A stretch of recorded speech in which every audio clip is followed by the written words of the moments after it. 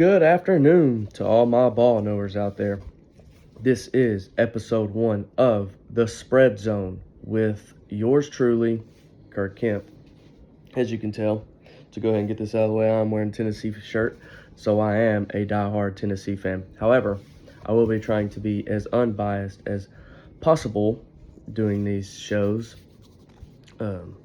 But when things happen, like a certain game on Saturday that we'll get into later, I will probably become a little more excited outside of the Tennessee game, obviously. Since this is episode 1, the plan for this channel is Mondays to be recap of weekends.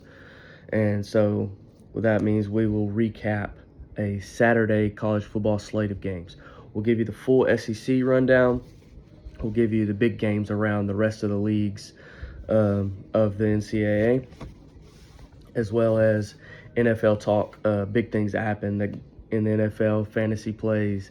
And the last thing we'll get into on Mondays is the betting records that we'll play on our Friday show for the weekend. Don't have any this week. We'll start that Friday.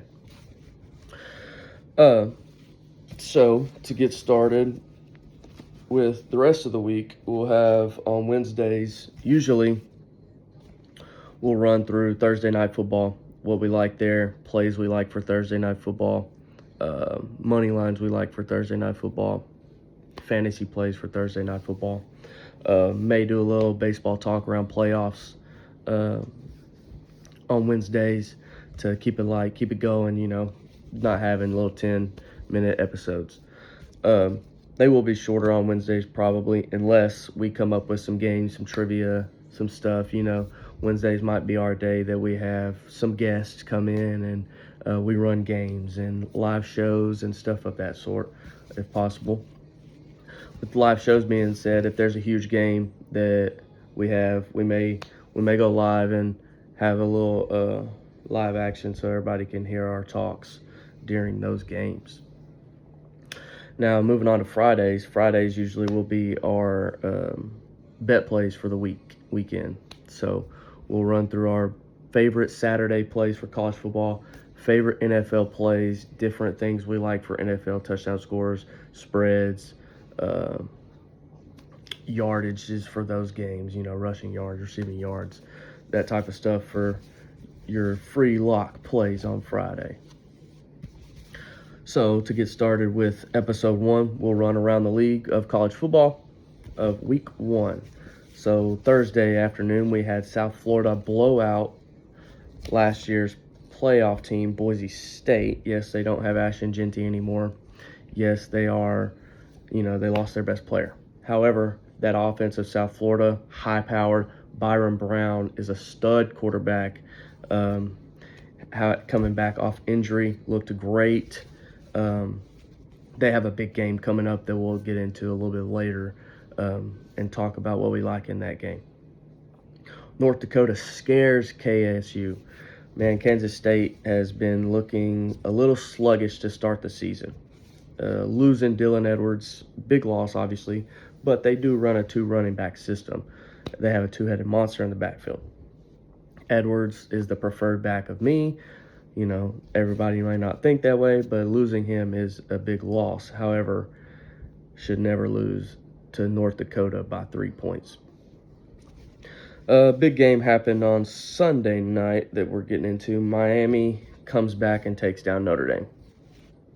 Carson Beck looked decent, made throws that he's supposed to make, those types of things. Yes, there were 2 balls that Carson Beck threw. Unbelievable play by receivers. Unbelievable play by receivers that should have been intercepted if the receiver don't make those crazy catches. C.J. Daniels, solid as a receiver in his Miami debut. Looked great. So we'll see what those 2 teams have to offer up in the coming weeks as Notre Dame has to get Jeremiah Love going. 10 carries for 33 yards is not Jeremiah Love like he was before the season started. I had him in my gonna be in New York in the Heisman race. Didn't look at the part a couple nights ago. So we'll see what they can do with that. Another reason I'm doing this on Tuesday, not Monday, is because there was a game last night, as well as Labor Day. Don't work Labor Day. Bill Belichick's debut with North Carolina. Drive one, incredible, beautiful, just down the field, bang, bang, bang, touchdown. However, that was all North Carolina did last night. They ran the ball so much. I know Freddie Kitchens loved run first, run first, run first. However, you got a quarterback like Gio Lopez who can sling it around a little bit, and he threw, 12, 15 passes maybe last night? I just think that's got to be a little bit of a change there. He's got to put the ball in the air more, especially when you're down. That was wild to me. Even while losing, you're only throwing maybe 15 passes last night. So a little bit of a hiccup there. We'll see what Belichick has in store for the rest of this season. Now, that's about all for big games around the league, that I saw. So let's move into the SEC. Thursday night, Missouri handled Central Arkansas 61-6. Big thing coming out of that game is Bo Perbia. Now, Sam Horn started the game, injured his right leg early. I don't even know if he threw a pass. But Bo came in, had an unbelievable game. 23 of 28 for 283 yards, 2 touchdowns, as well as 10 carries, 65 yards, and 2 TDs there as well. Ahmad Hardy, transfer running back into Mizzou, had 10 carries for 100 yards and a touchdown. Looked phenomenal. But our player of the game for that game will be Bo Perbia. And this is what I'll do during the SEC games. I'll run through the games, give you some statistics, give you the player of the game that I liked most for that game, and talk a little bit about what I'd like to see, what I wouldn't like to see, what teams I think could do better, that type of thing. But in these games, like a Mizzou Central Arkansas game, I'm not going to give you something that Mizzou can work on because I'm 61-6. It's kind of tough to, relegate that in terms. But a big game on Friday as we had Auburn take down Baylor 38-24. Now, last year, Oklahoma quarterback Jackson Arnold, who transferred into Auburn this year, did not play so great for Oklahoma last year as he ended up getting benched a little bit. But he looked a lot better in Hugh Freeze's offense. They ran the ball insanely on Friday night and just ran it down Baylor's throat. Little statistics from Jackson Arnold is 11 of 17 for 108 yards, no TDs, but no interceptions as well. So that's a big thing there for Auburn. I would like to see a little more of the pass game. You got 2 stud receivers in Cam Coleman and Eric Singleton Jr., who I think Eric Singleton Jr. might be the best wide receiver in the SEC behind Ryan Williams. And Cam Coleman probably top 5 as well in the SEC. So you got to utilize those guys as much as possible, I think. I think they're just your playmakers. However, you didn't need them in this game. That's okay, but I would like to see more involvement of those 2 guys in the coming weeks. Damari Austin, 16 carries, 84 yards, 1 touchdown. Jeremiah Cobb, 16 carries, 74 yards, 1 touchdown. Jackson Arnold, 16 carries, 137 yards, 2 touchdowns. That rushing game, if they continue that on into SEC play, I think it'll come down a little bit. I don't think they're going to be doing that every week.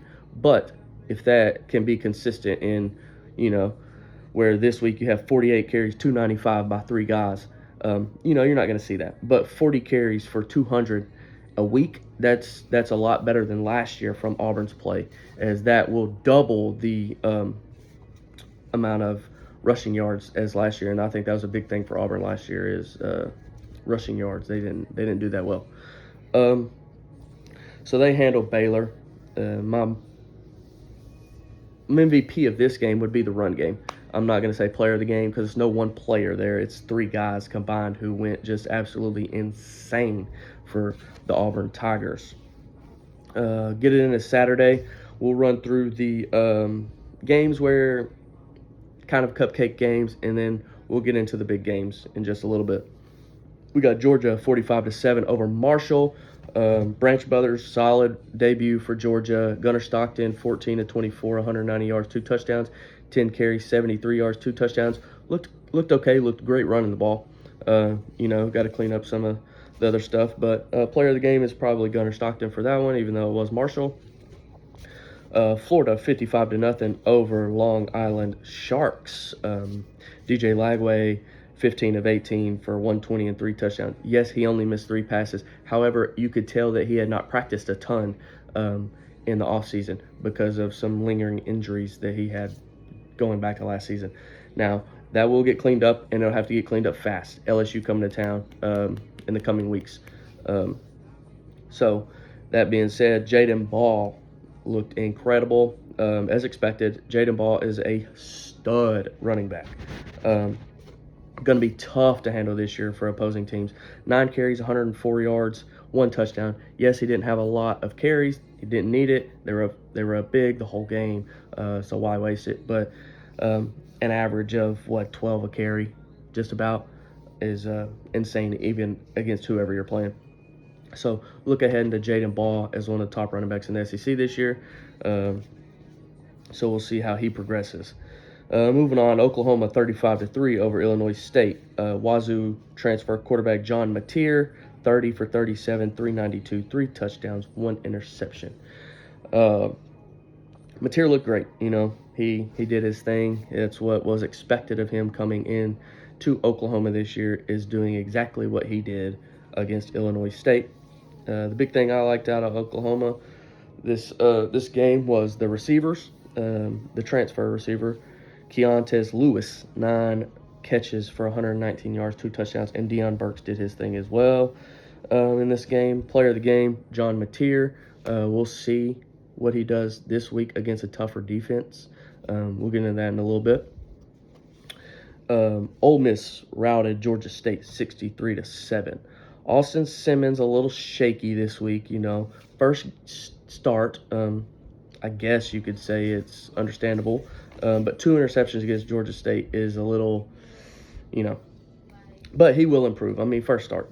So we'll see how he does this coming week against the Kentucky Wildcats and that defense.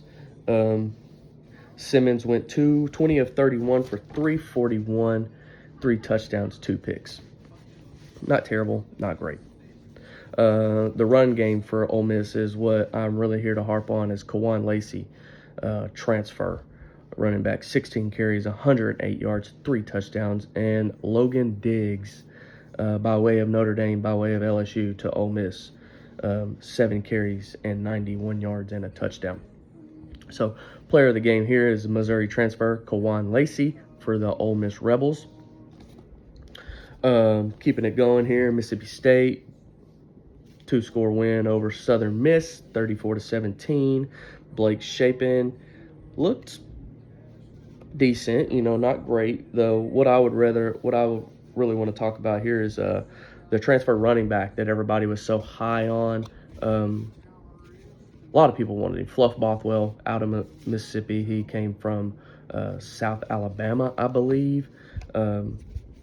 Was not the number 1 back, as that was still Devon Booth. Devon Booth, 16 carries, 79 yards, 1 touchdown. Fluff, 10 carries, 43 yards, 2 touchdowns. So, he did his thing, but I would like to see a little more even distribution on the carries to see where that leads. 14-14 a game probably would help out a lot. Player of the game for this one is Devon Booth, running back. Moving on. Kentucky 24, Toledo 16. Toledo scaring Kentucky, and Calzada just I don't know. It was I expected it from Calzada. I don't think he is that great of a quarterback, or he would have been playing everywhere else he's been so far. Just my thoughts on that. 10 for 23, 85 yards, 0 touchdowns, 1 interception. He's got to clean that up. By week 2, you got Ole Miss coming in. You've got to clean that up. You got to hit some more passes. You got to be a little more consistent. You got to, on that, you got to at least be 15 to 23 in this game to have a chance. And a couple of those, I think, will have to be big plays. You know, he's got to hit a big play or two to do what they did to Ole Miss last year. I don't think it happens this year. However, bright spot for Kentucky is Dante Dowdle and Seth McGowan. Dowdle, 14 carries, 129 yards and a touchdown. McGowan, 18 carries, 78 yards and a touchdown. That's big time from two-headed monster in the backfield. They look good. We'll see what they carry against Ole Miss, who's got a pretty solid linebacker core. They got a good pass rush, but we'll see how the tackles and the linebackers handle those two guys next week. Player of the game for this game, first defensive player, probably talked about Alex Afari for Kentucky. 13 total tackles, 9 solo. Big game for Afari. We'll see how that plays out for the rest of the way. And I will add the running game, two-headed monster of those two guys who played really well against a decent Toledo team for this year. Moving on, Arkansas 52-7 over Alabama A&M. Taylon Green was just a monster on Saturday, which is what I expected last year from Taylon Green. And we saw glimpses of it here and there, you know, of him where he could be really, really good. But we also saw where he wasn't that great. This is what I expect all year from Taylon Green. Maybe not this exact stat line, but something similar to where he is just consistent, more consistent this year is what I'm looking for.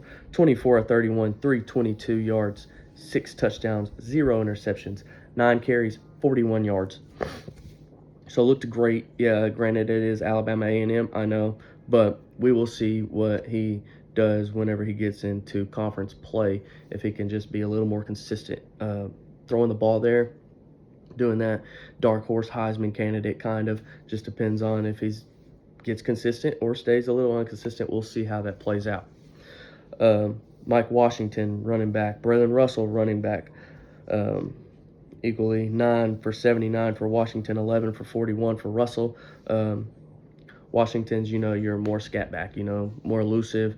You got Braylon Russell, big boy, you know, about 250, running down your throat. So those guys are interchangeable in the backfield there and just help balance out the passing attack, which is that passing attack with this week was to Omega Blake. Big-time receiver, I think. He's looked good. I've heard about him some this preseason, you know, looking good. 7 catches, 121 yards, 1 touchdown. Player of the game for this one will be Taylon Green. Vandy against Charleston Southern, 45-3, expected. You know, Vandy's kind of on this little rise. A lot of that has to do with Diego Pavia. You know, his leadership abilities, his I won't say underrated ability as a quarterback, but you know, it's stuff that his whole life he's had to prove himself. And I think he has proved himself last year to being a solid SEC quarterback. There's a lot of things he could do a little better. There's a lot of things that he does great. But all in all, he is just a playmaker at the QB position, which is great for Vanderbilt. Pavia, 20 of 25, 275, 3 touchdowns, 8 carries for 49 yards. Solid day. Solid first game for Pavia. So we'll see what he has next week as they travel to Virginia Tech. That's a big one for me. We'll get into it in a little bit. Cedric Alexander also looked good at the running back position. 12 carries, 83 yards. Didn't have much else coming out of the receiving corps. It was kind of spread around a lot. Eli Stowers had a decent game. 4 catches, I think, 50, 60 yards. Pavia's favorite target. Really good tight end. Could win the Mackey Award, but we will see. So player of the game for this one will be Diego Pavia. Our last kind of cupcake game, which first half was not seemingly a cupcake game, as UTSA is actually a really solid program this year in the mid-majors. Could see them making a run in that top 25 range with those guys. Jeff Traylor does a great job as the head coach of UTSA. You know, and they got some good guys. They got some dudes. They got some dudes now. but A&M handles them in the end 42-24. Marcel Reed with a decent game, 22, 34, 289, 4 touchdowns, 8 carries, 39 yards. Decent game. Owens, Moss, Daniels, not great Saturday in the run department.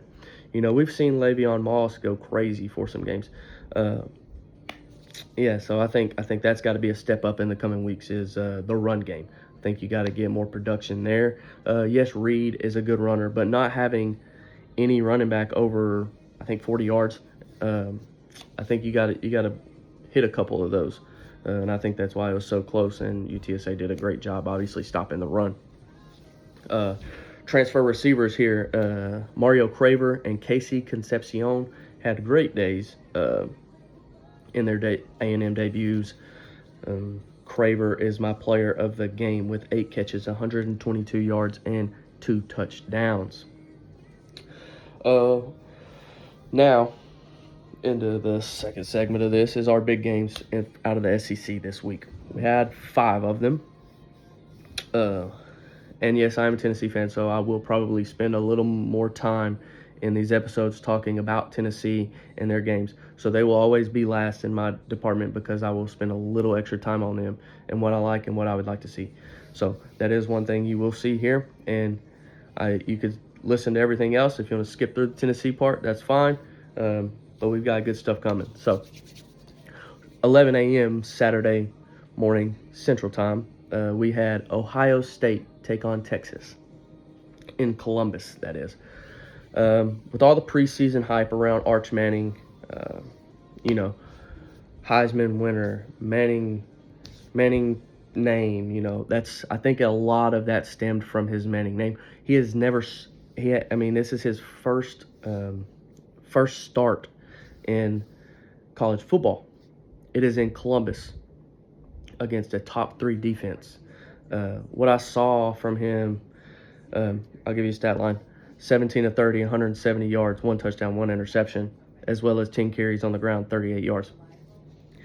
That a lot of that will be cleaned up in the coming weeks. I think this week's game will be a great game for Arch Manning to get on track and get a little more comfortable running this offense and playing college football, just playing college football in general. He looked really nervous. Ohio State has a really good defense. I think the best player in college football comes from Ohio State's defense. Caleb Downs is just a monster, calling the defense. He is everywhere and always communicating. He's always communicating to everybody. And their front 7 is solid again. I like their linebacking core. Sonny Styles is a beast. They're good on the corners, as per usual. So being that his first game, I'm not that scared of what Arch is going to progress into. I think he will be a really good college quarterback. I think he just needs to get a couple games under him. And I think this next week, him playing, who do they have this next week? I think they get San Jose State. I think that'll be a good game for him to get back his feet under him and, get a little comfortable before they start back into SEC play. The running game was decent for Texas. You had Quintravian Wisner with 16 carries, 80 yards, solid day. C.J. Baxter, 10 carries, 40 yards, and then Arch, as I said, 10 for 38. So they ran the ball decently well against Ohio State. Arch missed a lot of very capable passes that he will hit in the coming weeks. Weren't really many explosive plays from the Texas offense like we're used to seeing. I think that changes as well in the coming weeks as Arch gets more comfortable running this offense. Arch Manning is a really good quarterback. Don't get me wrong there. He's a really good quarterback, and he will be a really good quarterback this year. But he's just got to get more comfortable of playing college football and get his feet under him and those types of things. So, however, Texas's defense looked great, as we all knew they would. They have two of the top 10 SEC players on that defense, maybe. Colin Simmons and Anthony Hill. Those guys, they fly around. The secondary of Texas is solid. So only giving up 200 total yards. So my player of the game is Ohio State's defense. I got to give them credit. They handled the Texas offense and the Sarkisian mind. Uh, I will slash that with saying the Texas defense as well as that player of the game, unit of the game, I guess I should say, because Texas only giving up 200 yards, 14 points. Ohio State just, scored 2 touchdowns. So Texas couldn't get on the board. And being stopped on 4th and 1 3 times and running the same play, kind of crazy from Sark, but those will get cleaned up. I'm going to come back to a couple games. So let's move on to Saturday night. LSU routs Clemson 17-10. Nussmeier did his job, 28-38, 232, 1 touchdown. Caleb Durham looked great, 17-74 for a touchdown. Aaron Anderson, 6 catches, 99 yards. Barry and Brown transfer from Kentucky, 5 for 25. Would have been a lot more. However, they called a touchdown back. That was a touchdown, and I think it was anyways. But LSU's offense did what they needed to do in that game. The big storyline of this game, 2 storylines of this game, is that LSU defense, in years past, they would have slipped up somewhere. Clemson would have got them, especially in opening games, that we've seen the last few years of LSU dropping those games.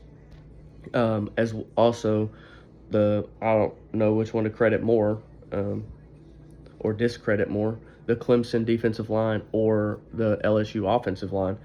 You got LSU offensive line only allowing 1 sack and not even letting Clemson's best defensive lineman get to the quarterback at all on Saturday night, which I think is great, especially when they lost their best offensive lineman and Will Campbell just revamped, I guess, because, Clemson's got a rock-solid front 7.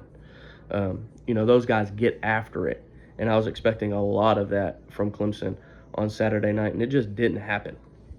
But on the other side of the ball, LSU's defense, they got after Cade Klubnik and made him miserable on Saturday night. He was not good. And I will say myself, I had Cade Klubnik, as my Heisman winner for this year. Yes, he still could win the Heisman. It's just one bad game. Granted, he didn't have his best receiver in Antonio Williams for most of the game. Got injured early, didn't play a lot. So that hurts. However, they also didn't have a run game on Saturday night. Not at all. Which they have a 5-star running back, Gideon Davidson, I think should have been used a little more. They have a guy who's converted wide receiver to running back who didn't play bad, but, they got to get that rushing attack going to help Klubnik in the passing game as well, which I think is a thing to look for Clemson doing the next couple weeks as they get into ACC play. So my player of the game, unit of the game for this one is that LSU offensive line, only allowing 1 sack on Garrett Nussmeier, which I think is actually an incredible statistic, given what they lost last year in Will Campbell and the players on the defensive line for Clemson.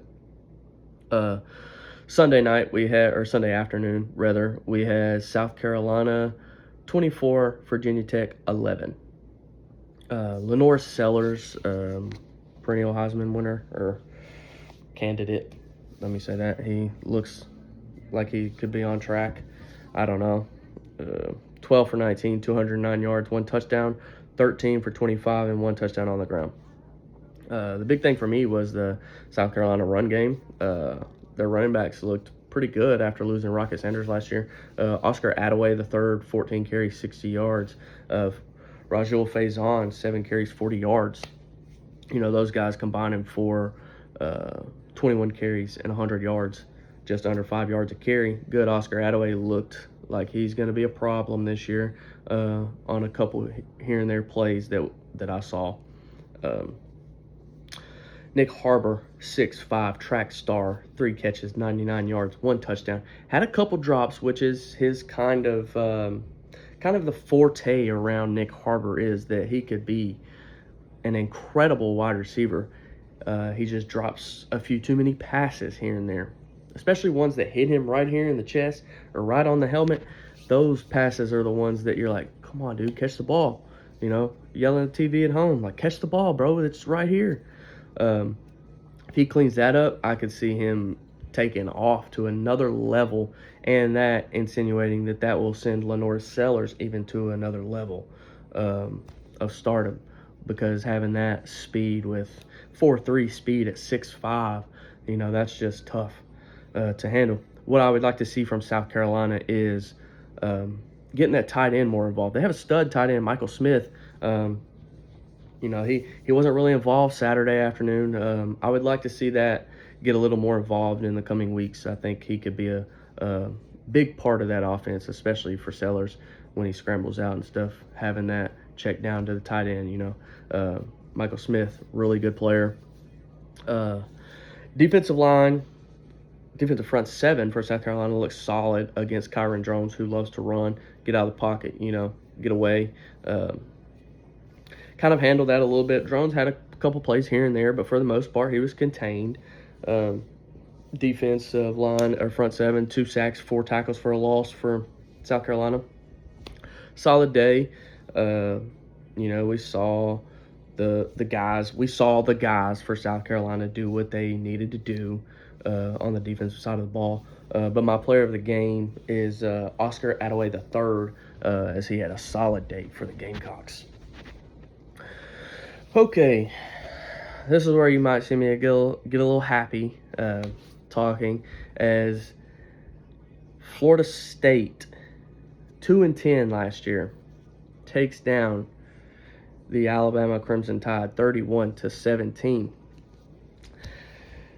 Most days, it happened last year for me. Tennessee lost, Alabama lost. I was probably happier than if we would have won.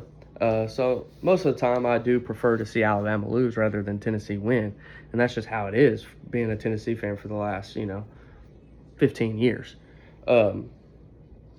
But Ty Simpson, 23 of 43, 254, 2 touchdowns.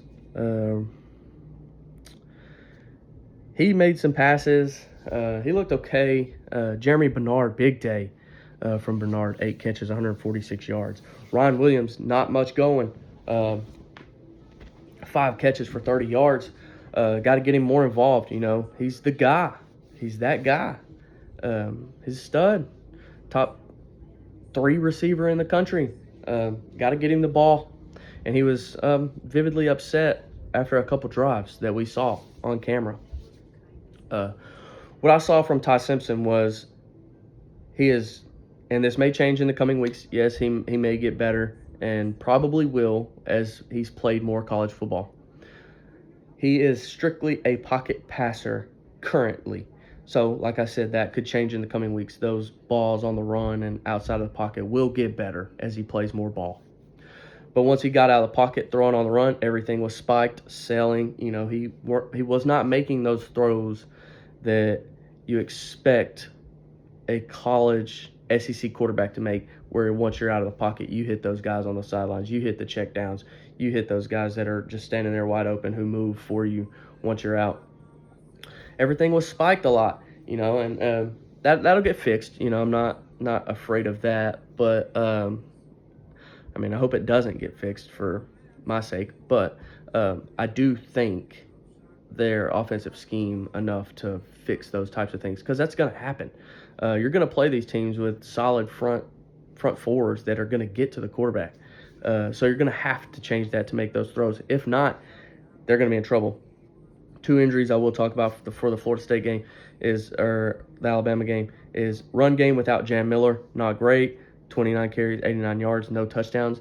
Not usually what you see from an Alabama offense. Jam Miller, really good running back. Think they missed him a lot. They weren't able to get it going, so a lot of that stuff didn't open up for Ty Simpson as well, which is probably one of the issues of why his 43 passes, missing 20 balls. Just missed a ton of passes. But when they get Jam Miller back, I think that'll change a little bit. They won't be throwing the ball 43 times a game. I expect it to come down to about 30 when Jam is playing.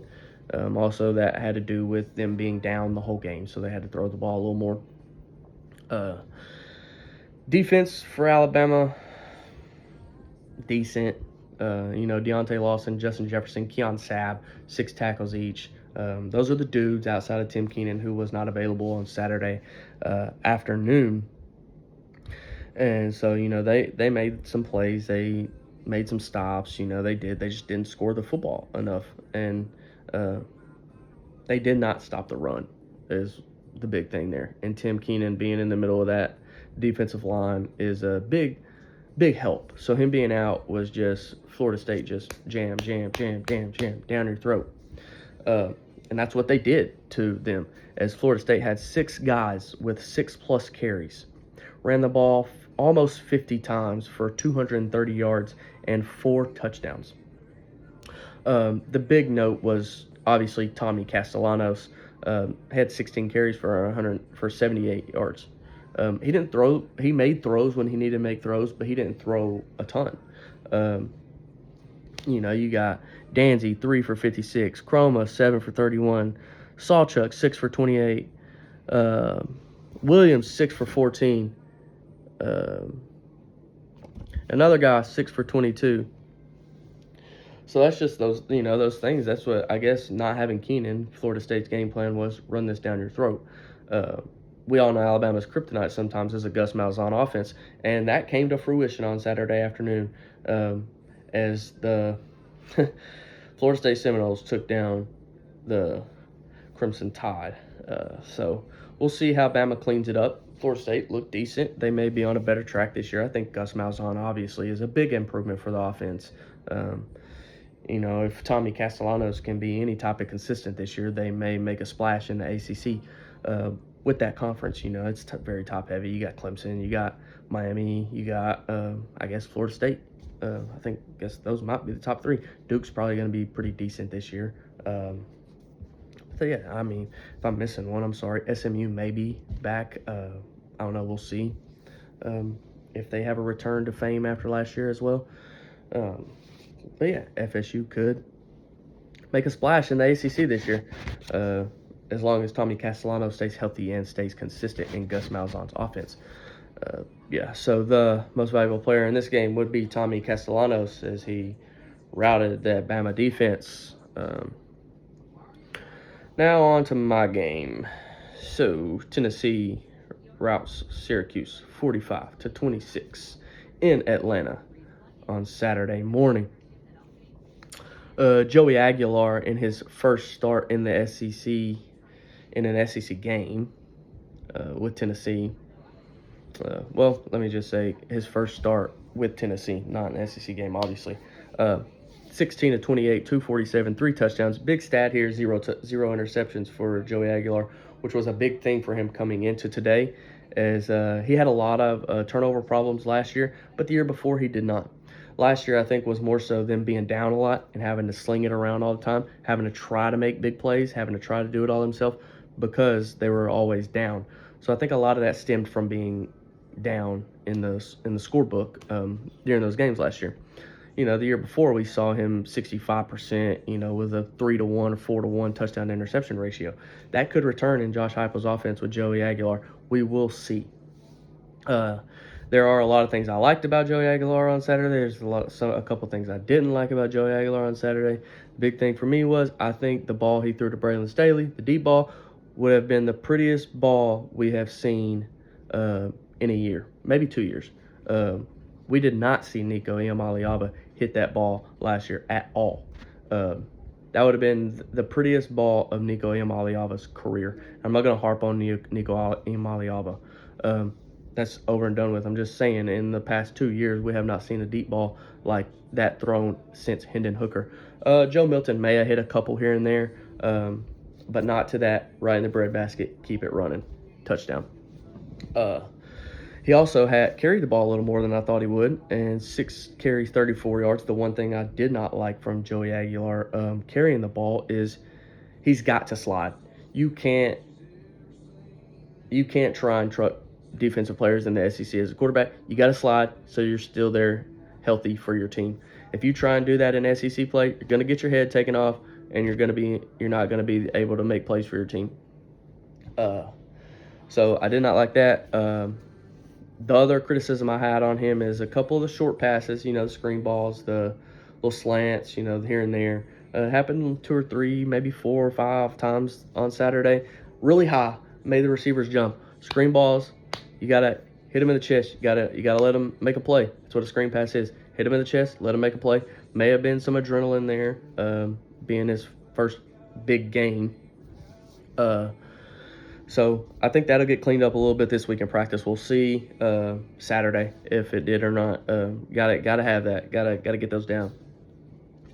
So your receivers can make plays on the outside, which is what that screen is intended to do. A big thing from Tennessee offense is everybody always, and this is just a thing with Josh Heupel's offense, is everybody's always like, oh, the pass game. They love to hit deep balls, the deep balls. What brings the deep balls? The run game. Josh Heupel's offense is all about the run game. I think people may be starting to realize that a little bit more as the past 5 years at Tennessee. We've ran for 2,000 to 2,500 yards as a combined group. Always top 5 in rushing statistics in college football every year. I mean, that's just it. That's how you hit those deep balls that everybody is so accustomed to seeing in Heupel's offense is run the ball, big play. Run the ball, bring the safeties down, big play. And so we saw a lot of that on Saturday as well. Bishop with 11 carries, 82 yards, 1 touchdown. Peyton Lewis, 8 carries, 38 yards, 1 touchdown. I've heard about those 2 guys all preseason. Everybody has failed to mention the transfer running back from Duke, Star Thomas, who is a really good back. Really, really good back. Heck of a pass catching back. He's a do-it-all back with good size on him too. Paul's 12 carries for 92 yards from Star Thomas, and every back had a touchdown in some capacity on Saturday. So that's a big thing for me is we got a 3-headed monster in the backfield who look really good. I really like Peyton Lewis. I wish he'd get a little more touches. I think he's the best of the 3 backs, size, speed, vision. I think he's the best of the 3. I'd like to see him get a little more involved in the game plans coming up. So we'll see what happens there with Peyton Lewis and the 3-headed monster that we have in the backfield. Wide receivers, Braylon Staley, 4 catches, 95 yards, 1 touchdown. 1 was the big pass play. Looked solid. Chris Brazzell had a solid day, 5 catches, 62 yards. The one thing I will say about the receivers from Saturday is the drop passes. Got to catch some of these balls, man. I know he's throwing some high, but Mike Matthews, I need to see more. Supposed to be the dude. So we'll see how he gets more involved. He's got to catch the ball a little better. I think he dropped 2, maybe 3 balls on Saturday. I think one of those was high ball on the sideline, which I think he's supposed to catch that. I mean, not a good ball, but catchable pass. Catchable balls to me should be caught. Just how I feel about things. Hit your hands, got to be caught. I think he had 2 or 3. Brazzell had a couple. 1 over the middle, right in his numbers, dropped it. But first game jitters, maybe we'll see if it's cleaned up on Saturday. Also, what I liked from the Vols on Saturday was the defense. Defense still running around making plays. Everybody. Tim Banks. A lot of people. He's 50-50 in some people's mind. Some people love him, some people hate him. He's got mixed love from the fan base. I like Tim Banks. I didn't like him 3 years ago. I like him now. It's just one of the things, But he's progressively made Tennessee's defense better, a lot better. Arian Carter, the middle linebacker, solid, running around, flying around, just making tackles everywhere. Ended 9 tackles, I think. Josh Josephs is, I guess, James Pierce replacement. Really good day. 7 tackles, 1 sack, and is actually, I would say, better in the run department for an edge guy than James Pierce. So I think he could actually end up being maybe a better player overall than James Pierce. I think James Pierce is probably the better than him as a pass rusher, but Josh Josephs is very, very good as a pass rusher, and his run defense is better. So as a totality of a defensive, as an edge player, Josh Josephs could be better. We'll see how consistent he stays throughout the year. Newcomers in the secondary for the Vols: Colton Hood by way of Colorado, Ty Redmond, 6'2", defensive back, freshman, true freshman that is, looked really good on Saturday. We got news that obviously Ricky Gibson III didn't play a ton on Saturday, got banged up, out indefinitely for a few weeks, I think. So we'll see a lot more of this freshman, Ty Redmond, until we get Jermod McCoy back. Boo Carter didn't play a ton, still facing, in trouble a little bit, I guess, or just some, disciplinary things from Heupel is probably more so what I think. I think we'll see him a lot more Georgia game week 3. But for this coming week, you got Colton Hood, Ty Redmond starting on this coming week, I believe, is what I would assume, and Jalen McMurray staying in the star position. Colton Hood looked phenomenal as he was SEC Defensive Player of the Week with, I think he had a couple, 7 tackles and a touchdown on the defensive side from a fumble recovery. Looked really good. I don't know. You're not going to be able to keep him off the field even when those guys come back. Even when McCoy and Gibson come back, they're going to have to rotate or something because Colton Hood just looked the part of a SEC defensive back. Ty Redmond with two or three pass breakups looked really solid back there.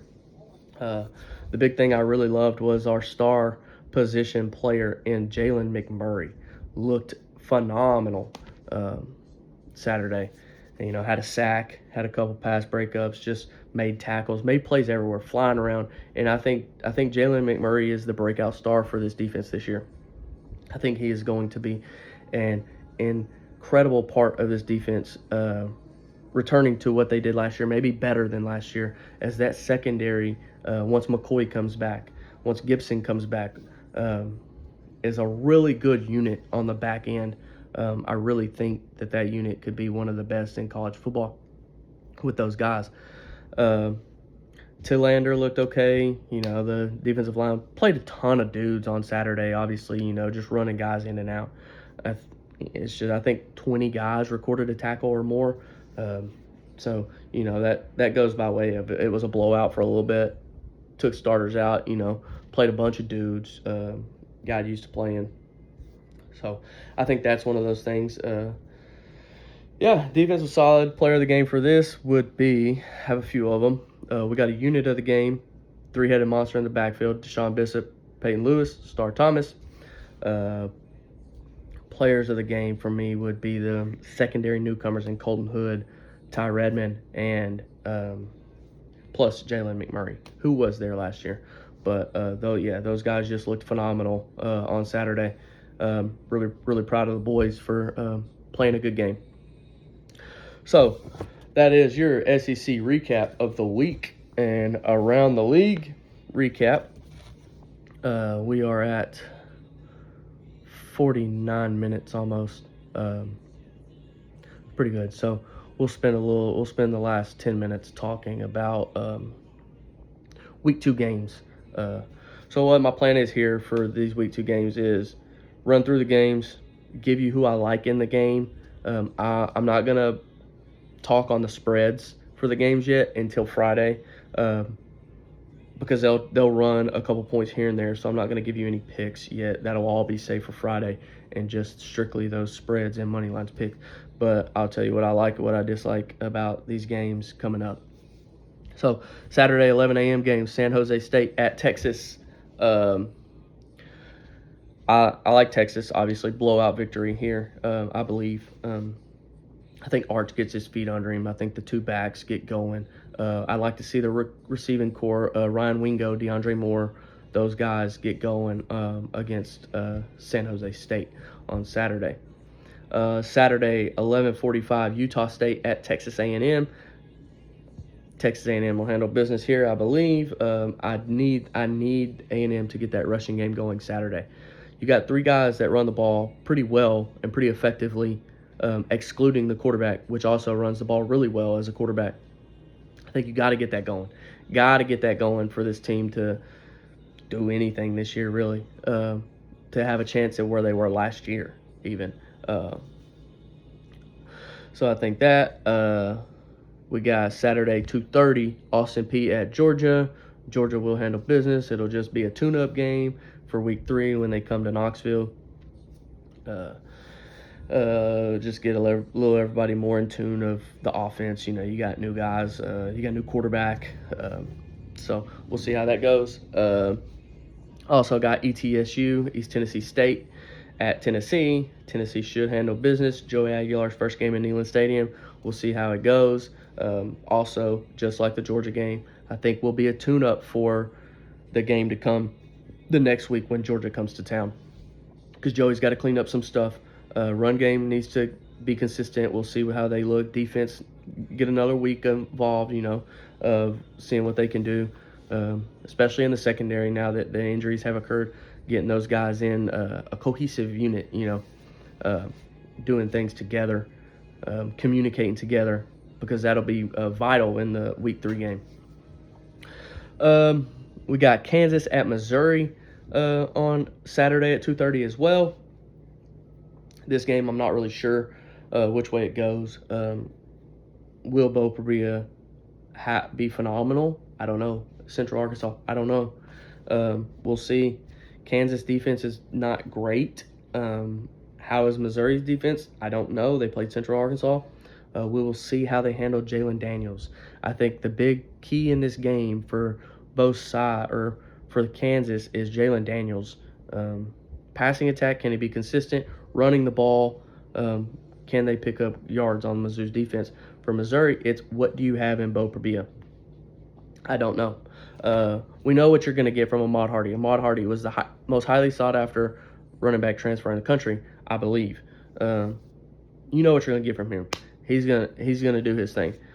What can that quarterback do to stay consistent from playing Central Arkansas to a Kansas, who may be a bowl team? I don't know. It just depends on how Jalen Daniels comes back from injury.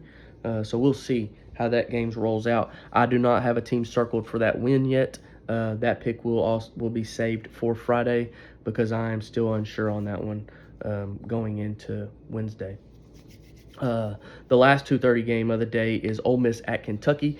We all know what happened last year in Oxford. That's not getting repeated. Zach Calzada, I don't think he's got it. Kentucky needs more dudes, I think. Defense is solid, Kentucky. They're usually decent on defense. They're not terrible. They're not great. They can do things well. They always give a couple teams fits, though. They always give Ole Miss fits. They always give Florida fits. It's just weird. But yeah, I think having Calzada and the run game may give Ole Miss a terrible fit. We'll see. But Calzada has to make a couple throws here and there. He can't be 10 for 23 again, or they'll get blown out. He's got to be 16 to 23, 17 to 23, and make these throws here and there that can spread open the defense and let that run game attack like they did in the previous week. Because Dowdle and McGowan are good backs. It's just Ole Miss will stack the box if they have to and make Calzada beat them. So he's got to make the throws to make that happen. I think Austin Simmons has to clean up his play against Kentucky. I mean, Kentucky's defense is okay, like I said. But Austin Simmons still has to clean it up. I mean, you played Georgia State last week. Made a couple errant passes. Got to clean that up. And coming into SEC play. So we will see what happens there. I have Ole Miss 2 scores, maybe 3. I'll give you predictions on Friday. Saturday, 4 o'clock, Arkansas State at Arkansas. Arkansas State should handle business as long as Taylon Green stays consistent in his play from the previous week, and I think he will against Arkansas State. Saturday, 3:15. Sorry, I skipped over this one. South Florida at Florida. It's a big one for me. I mean, I said the other day, 45-27. Point spread came out at 18.5. I think Florida's good enough to put points up like that and beat South Florida against that defense that's not great of South Florida. They got good linebackers. They have one good corner. They have a decent line. But I don't think it's enough to slow down Lagway in that offense and Jaden Ball. South Florida's offense, really powerful. Golesh from out of Tennessee, yes, runs kind of a similar offense to Tennessee and Heupel, and Byron Brown is a really, really good quarterback. I just don't think they'll have enough firepower to stay with the Gators. So as of right now, I got 45-27. We'll see how it plays out, and I'll give you an official prediction on Friday. I do think Florida handles business and moves to 2-0. Saturday night games, we got South Carolina State at South Carolina. South Carolina rolls. Louisiana Tech at LSU. LSU rolls. Ball State at Auburn. Auburn should roll. UL Monroe at Alabama. Alabama will win. I need to see the cleanup from the quarterback position. I know Jam's hurt. I know Keenan's hurt, but you got to win these games you're supposed to win. I need the cleanup to come from Ty Simpson out of the pocket. Pocket passer, he's good. He's really good pocket passer. I need the cleanup from outside the pocket. And I need Ryan Williams more involved on Saturday. Got to get him the ball. We got Arizona State at Mississippi State on Saturday night. Arizona State did not look like they did last year on Saturday night. Will that get cleaned up? I don't know. We will see. I mean, playing at Mississippi State could pose a little bit of an issue. I do think Arizona squeaks it out. I think they win by 10. I'll look more into it in depth before Friday. But as of right now, I think Arizona State will handle business. I don't think Mississippi State is that good. I think they're 15th or 16th in the SEC. I think those two teams are Kentucky, Mississippi State. So I do want to see Leavitt. Leavitt's a really good quarterback. They got a good back. Jordan Tyson, really good receiver. So let's see that get back going for Arizona State this week, and we will see how they fare against Mississippi State. Big games for me this week I have two of them. I got Vandy at Virginia Tech. Pavia versus Drones. Drones solid. They kind of play similarly, I guess. Drones has a better arm, I believe, than Pavia on the deep balls. Pavia is probably a little better in the playmaking department than Drones. I think it's whichever quarterback plays better on Saturday is where I'm going to throw my pick. I'm not 100% certain which way I'm going to go with it on money line or spread for that matter.